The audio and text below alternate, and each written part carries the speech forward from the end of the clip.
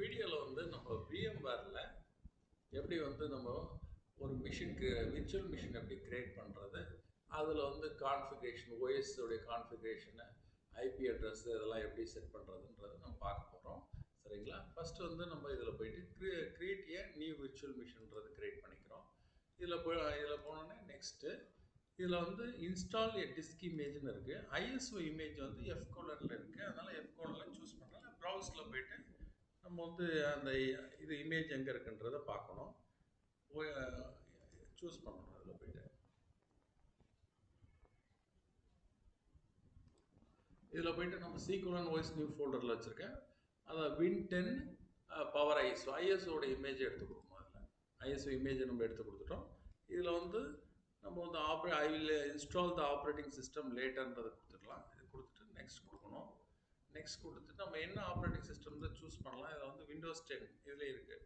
So Windows 10 அங்கே இருக்குன்னு பார்க்கணும். ஸோ Windows 10 ரைட், Windows 10 எடுத்துக்கிட்டோம். ஸோ வெர்ஷனை நீங்கள் இந்த விர்ச்சுவல் மிஷினுக்கு நம்ம ஒரு பேர் கூட கொடுத்துக்கலாம். கிளைண்ட்டு 100ன்னு கொடுத்துக்கிறேன். சரியா? இது வந்து எங்கே ஸ்டோர் ஆகுதுன்னா நமக்கு வந்து விர்ச்சுவல் டாக்குமெண்ட்ஸில் விர்ச்சுவல் மிஷின்ஸில் கிளைண்ட் 100ன்னு ஸ்டோர் ஆகுது. நெக்ஸ்ட் கொடுக்குறோம். இதில் வந்து நான் ஸ்பேஸ் வந்து SSDன்றதும் கம்மியாக வச்சுருக்கேன். ஸ்பேஸு ஒரு 20 GB இருந்தால் கூட போதும். மினிமம் நம்ம ஒர்க் பண்ணுறது தானே போகிறோம் இல்லையா, அது பண்ணிக்கிறோம். அதில் கஸ்டம் ஹார்ட்வேரில் போயிட்டு கஸ்டம் ஹார்ட்வேரில் நெட்ஒர்க்குன்னு இருக்குது. இது நம்ம தனி கேட்டகரியாக பார்க்கலாம். நெட்ஒர்க் NAT அடாப்டர்னு இருக்குது. இது நம்ம தனி கேட்டகரியாக பார்க்கலாம். இப்போது இதுவரையில் க்ளோஸ் பண்ணிவிட்டு ஃபினிஷ் கொடுத்துடலாம். மிஷின் ரெடி ஆகிடுச்சு. இதில் பாருங்கள், மெமரி 1 GBன்னு இருக்குது. மெமரி சைஸ் வேணும்னா அதிகப்படுத்திக்கலாம். ஸோ இதில் வந்து 2 GB போட்டுக்கலாம். 2 GB போட்டுட்டு ஓகே கொடுத்துக்கலாம்.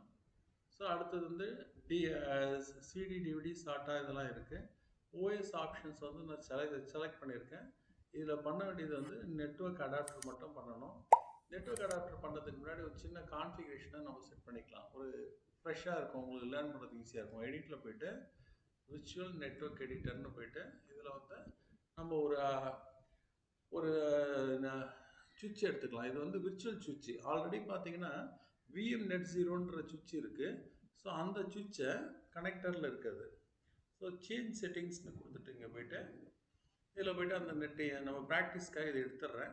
மறுபடியும் போய்ட்டு ஆட் நெட்ஒர்க் கொடுத்துட்டு இதில் VMnet0 இல்லை net1 எதை வேணால் சூஸ் பண்ணிக்கலாம். ஓகே கொடுத்துட்றேன். ஓகே கொடுத்தோன்னா இது அசைன் ஆகுது. அசைன் ஆனதில் என்ன இருக்குதுன்னு பார்த்தீங்கன்னா இதில் வந்து 192.168.219 இருக்குது. ஸோ கொஞ்சம் ஃபெமிலியர் நேமாக இருக்கட்டும்ன்றதுக்காக நான் என்ன பண்ணுறேன்னா 1ன்னு கொடுத்துக்கிறேன். ஸோ 1ன்னு கொடுத்துக்கிறேன். சப்நெட் வந்து பார்த்தீங்கன்னா 2 இது டிஃபால்ட் சப்நெட்டுக்கு கிளாஸ் C சப்நெட்னு சொல்லுவாங்க. இதை DHCPனா என்னென்னா அதுவே அட்ரஸ் அசீவ் பண்ணிக்கும். இதை நான் சர்வராக இன்ஸ்டால் பண்ணேன்னா நான் சர்வர் மூலியமாகவே DHCP யூஸ் பண்ணிப்பேன். அதனால் வந்து இது இங்கே உள்ள DHCP வேணான்றதுனால இதை எடுத்துடுறேன். இல்லைன்னா அதுவே ஒரு அட்ரஸ் எடுத்துக்கும். அதனால் இதை எடுத்துடுறேன். அப்ளை கொடுத்துட்றேன். இப்போ என்னுடைய சுவிட்சு, அதாவது விர்ச்சுவல் சுவிட்சுடைய நேம் வந்து பார்த்தீங்கன்னா VMnet1. சரிங்களா? VMnet1 இது.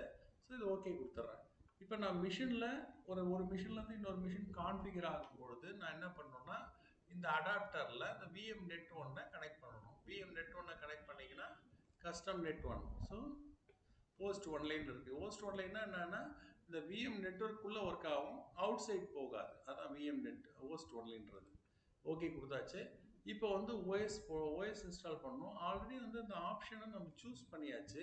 இருந்தாலும் இன்னொரு வாட்டி காமிக்கிறேன். இதில் தவறாயிருக்கு. இப்போ வந்து என்ன பண்ணியிருக்கேன், இப்போது யூஸ் ISO இமேஜ்னு கொடுத்துருக்கேன். யூஸ் ISO இமேஜ்னு இருக்குது.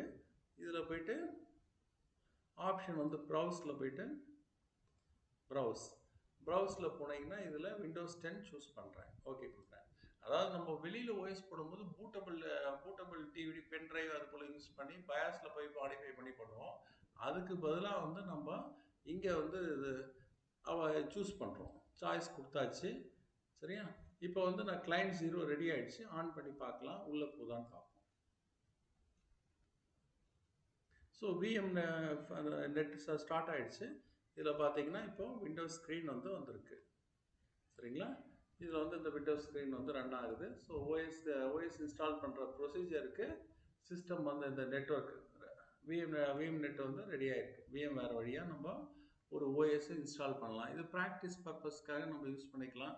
லேப் இதுக்கெலாம் யூஸ் ஆகும். ஸோ நம்ம ஹையர் எண்ட் கான்ஃபிகரேஷன் மிஷின் வச்சுருந்தா நம்ம அதில் கூட விஎம் நெட்வொர்க் போட்டு வெளியில் உள்ள ஃபிசிக்கல் மிஷினோட கனெக்ட் பண்ணலாம். சரிங்களா? Okay. Already VM how to install VM வேறுன்றதை கொடுத்துருக்கேன் இந்த வீடியோவில். நான் இதோடைய அட்டாச்மெண்ட்டை வந்து நான் லிங்க் பண்ணுறேன். சரிங்களா? உங்களுக்கு தெரியாதவங்க விஎம்வேர் எப்படி இன்ஸ்டால் பண்ணுறதுன்னு பார்த்துட்டு அதுக்கப்புறம் ஒரு மிஷின் எப்படி கிரியேட் பண்ணுறதுன்னு பார்த்துக்கலாம். சரிங்களா? ஓகே. தேங்க்யூ. இன்னொரு வீடியோவில் பார்ப்போம்.